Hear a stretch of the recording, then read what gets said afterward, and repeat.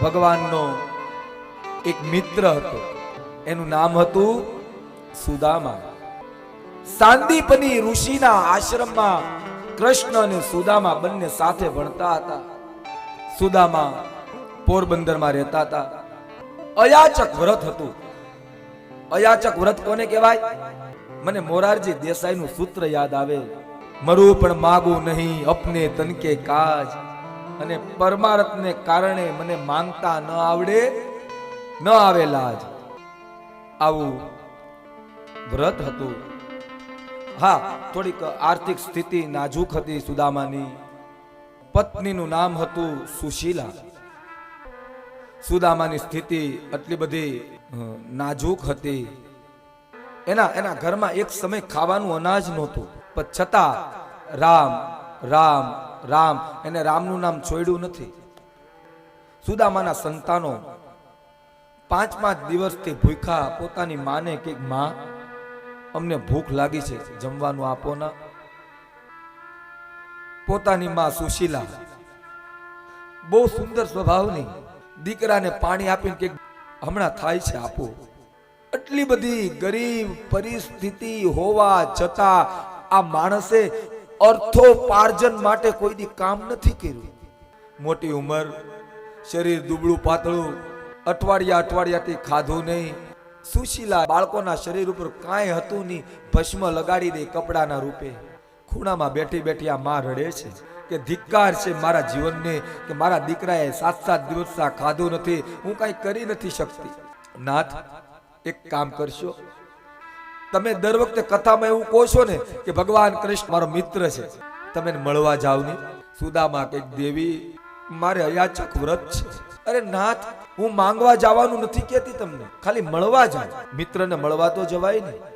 અગર આપણા ભાગ્યમાં હશે, પ્રારબ્ધમાં હશે તો આપશે.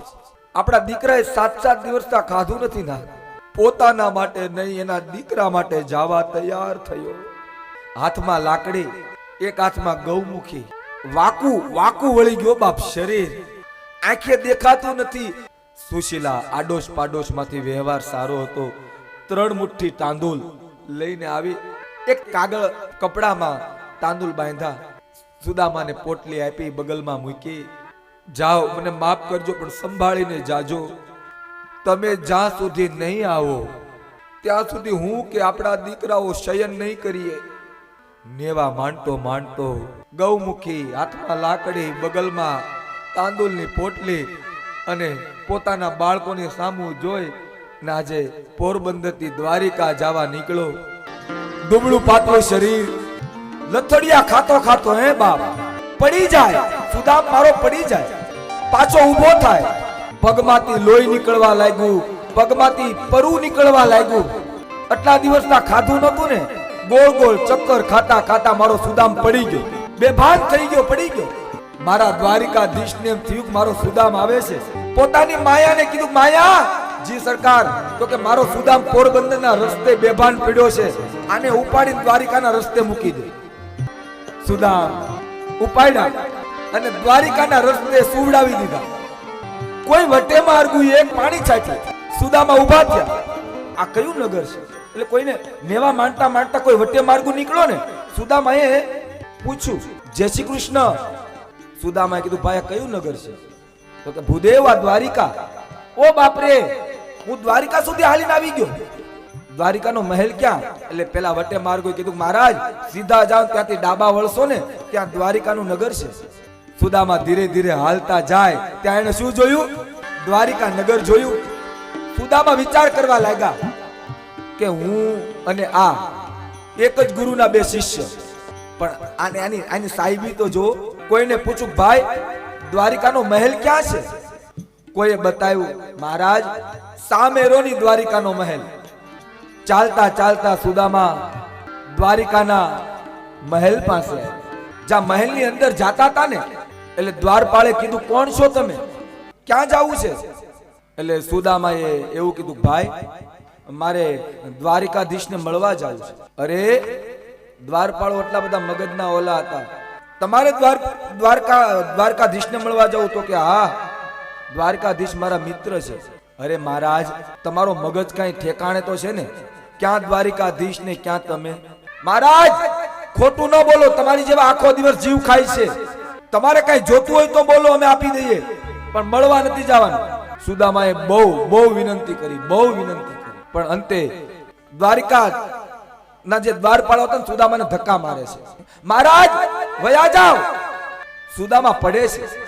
પાછા લથડીઓ ખાતો ખાતો બ્રાહ્મણ હાજીજી કરો બાપ, ધ્રુસતો ભાઈ મને અંદર જવા દો, દ્વારિકાધીશ મારો મિત્ર છે.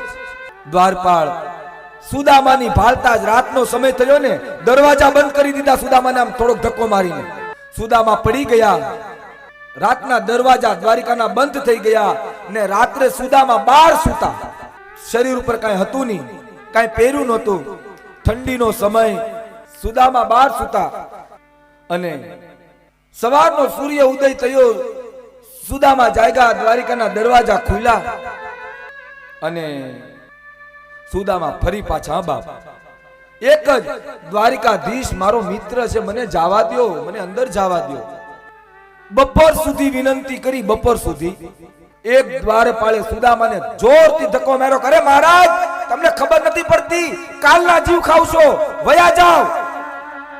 રડે છે સુદામા. પણ એક દ્વારપાળ સારો હતો. એને એવું કીધું, હાથ પકડીને સુદામાને ઉભા કર્યા દ્વારપાળે. એક દ્વારપાળ સારો હતો. દ્વારપાળ એવું કહે છે, ભૂદેવ દ્વારિકાધીશ તમારા મિત્ર છે ને, એક કામ કરો, તમારું નામ શું છે? તો કે સુદામા. હું દ્વારિકાધીશ પાસે જાઉં, અગર ઈ તમને બોલાવે તમે તમને જવા દેશું, બસ તમે અહીંયા ઉભા રહો. આ બાજુ દ્વારપાળ ગયો અંદર.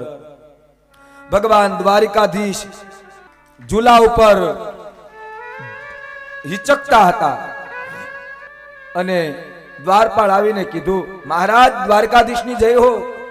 બોલો શું સમાચાર છે? દ્વારકાધીશ કહે તો કે મહારાજ બાર એક દુબળો પાતળો બ્રાહ્મણ આવ્યો છે. દ્વારિકાધીશે કીધું કે એને કંઈક આપી દો જોતું હોય તો. અરે મહારાજ ઈ લેવાની ના પાડે છે.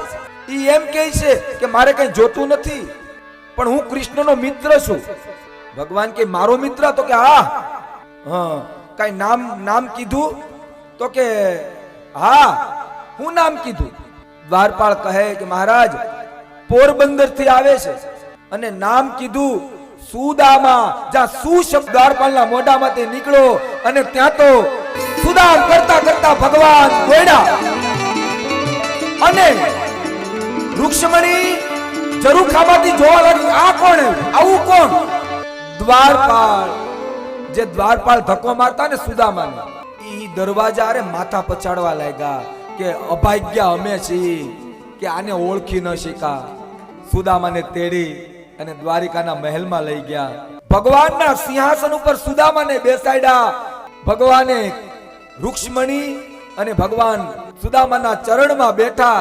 ભગવાને રૂક્ષ્મણીને કીધું, દેવી મારો મિત્ર હાલીને આવે છે, એના પગમાંથી લોહી પરુ નીકળે છે, જાઓ આના માટે ઉના પાણી લાવો. પગ ધોતા ધોતા ધોતા ધોતા ભગવાન સુદામાના પગમાં કાંટો વાગ્યો તો બાપ. ને જ્યાં કાંટો જોયો ને તો ભગવાનનું હૃદય ફાટી ગયું. અરે દેવી મારા સુદામના પગમાં કાંટો વાગ્યો, જાઓ સોય લઈ આવો. આજે રૂક્ષ્મણી સોય લેવા જાય છે. સોય લાવતા વાર લાગી રૂક્ષ્મણીને અને ભગવાનને વિચાર થયો મારા સુદામાને દુખતું હશે. ભગવાને સુદામાનો પગ ઊંચો કરી ને પોતાના દાંત વડે સુદામાના પગમાંથી મારા હરિએ કાંટો કાઢ્યો. એ પછી સારા વસ્ત્રથી સુદામાના પગ સ્નાન કરાવી. સુદામાની જે પોતળી હતી ને એ ભગવાને પોતળી કઢાઈ નાખી અને ભગવાનના વસ્ત્ર સુદામાને આપ્યા. આજે ભગવાન અને સુદામા બેઠા છે. બધી ભણતા હતા એની વાતો કરે છે. માં યશોદાને યાદ કર્યા. પોતે સાંદીપની ઋષિના આશ્રમમાં ભણતા. અંદરો અંદર બંને મિત્રો એ જૂની વાતો કરવા લાગ્યા. ભગવાનની 16,108 પટરાણી હતી. એ બધા જ પાસે સુદામાના આશીર્વાદ લેવરાવ્યા. સુદામાએ બધાને આશીર્વાદ આપ્યા. એ પછી જમવા બેઠા. સુદામાના આગળ થાળી મૂકી અને જ્યાં કોળિયો ભરવા જાય કોળિયો ગળે નથી ઉતરતો. શું કામ? તો કે સુદામાને ખબર છે કે મારા દીકરા આટલા સમયથી ભૂખ્યા છે, મારા ગળે કોળિયો કેમ ઉતરે? ભગવાને તાણ નથી કરી. હું કામ? તો કે ભગવાનને ખબર છે કે સુદામના ઘેરેના દીકરા ભૂખ્યા છે, આ જમશે નહીં. સુદામા ઊભા થઈ ગયા. સુદામાએ રજા લીધી. ભગવાને એક વાર પણ કીધું નથી કે તમે રોકાવ. હું કામ? ભગવાનને ખબર હતી આ નહીં જાય ને ત્યાં સુધી એની પત્ની ઘેરે સુવે નહીં. સુદામા જ્યાં જાતા ઓલી પોટલી હંતાડી હતી ને ઈ જ્યાં લેવા જાય, ભગવાન જોઈ ગયા. અરે સુદામ, આ હું છે? તો કે લાલા કાઈ નથી. તો કે ના. ભગવાને પોટકી આંચકી લીધી. ભગવાને એક ગાંઠ ખોલી, જાણે સુદામાના ભાગ્યની ગાંઠ ખુલતી હોય ને મારા બાપ, એમ એક ગાંઠ ખોલી, બીજી ગાંઠ ખોલી અને ત્રીજી ગાંઠ ખોલી અને જ્યાં તાંદુલ જોયા ને, ભગવાને કીધું સુદામ, મને ખબર છે બાપ, તને ખબર છે કે મને તાંદુલ ભાવે ને. એક મુઠ્ઠી ભરીને, પેલી મુઠ્ઠી ભરી સુદામ ભગવાન પાસે હતી એટલી સંપત્તિ આપી દીધી. બીજી મુઠ્ઠી ખાધી, ભગવાન પાસે હતું એની કરતા બમણું આપી દીધું. અને જ્યાં ત્રીજી મુઠ્ઠી ભરીને ખાવા જાય ત્યાં રૂક્ષ્મણીએ હાથ પકડ્યો. ત્રીજી મુઠ્ઠી ભરીને એવું કહેવા માંગતા હતા, જો ભગવાને આ ત્રીજી મુઠ્ઠી ખાઈ લીધી હોત ને તો રૂક્ષ્મણી આદિ બધી નારીઓને, પટરાણીઓને સુદામાની સેવામાં જવું પડે. એટલે રૂક્ષ્મણીએ કીધું ભગવાન અમને તો તમારી સેવામાં રાખો. પણ અંતે સુદામા વિદાય લે છે. જાતા જાતા ભગવાને કીધું સુદામ જાવું છે? તો કે હા. આ મારા કપડા પહેર્યા ને એ કાઢી નાખો ને તમારી પોતળી પહેરતા જાઓ. ભગવાને સુદામાના કપડા કઢાવ્યા. સુદામાએ કપડા આપી દીધા. સુદામા ધીરે ધીરે ધીરે ધીરે ચાલતા ચાલતા જાય છે. ભગવાન મૂકવા નથી જાતા, જોજો બાપ. એની રીતે સુદામા જાય છે. રૂક્ષ્મણીએ ભગવાનને બોલાવ્યા. નાથ, એક વાત કરું? તો કે હા. તો કે નાથ, તમારી પાસે કેટલા સોનાના રથ છે, તો આને ચાલતો ચાલતો હુકામ મોકલો? ત્યારે મારા દ્વારિકાધીશે કીધું દેવી સાંભળ, આને ચાલતા મેં એ માટે મોકલો કે દ્વારિકાના મહેલથી આને હું તેડીને લાવ્યો તો એકવાર આપણી જગ્યા ઉપર આના પગલા પડી જાય ને તો આપણી જગ્યા પવિત્ર થઈ જાય, એ માટે એને હું ચાલતા મોકલું છું.